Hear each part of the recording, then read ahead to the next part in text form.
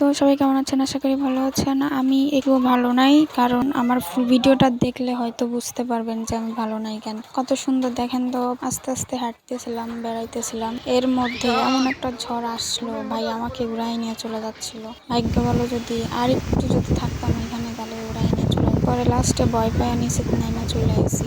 আর আজকে দেখলাম ওইখানে হচ্ছে তোমার সার্কাস হচ্ছে, মানে আজকে না কালকে হবে। আজকে সব মানে সাজানো হচ্ছে, তারপরে কি করব, গাড়ি মাড়ি নিয়ে তোমার হচ্ছে একটা দোকানের সামনে দাঁড়িয়ে আসছিলাম, অনেকজন দাঁড়িয়ে আসছিলাম।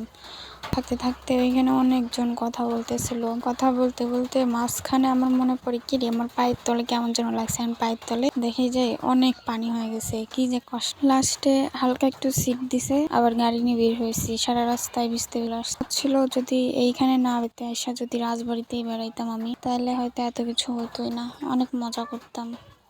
তো আজকের জন্য এতটুকুই, আল্লাহ হাফিজ বলতেই হবে, কারণ অনেক ঠান্ডা লেগে যাবে, না অবস্থা কাহিল, জ্বর আসতে পারে, এমন ভিজেছি। তো আজকের জন্য এতটুকুই, আল্লাহ হাফিজ।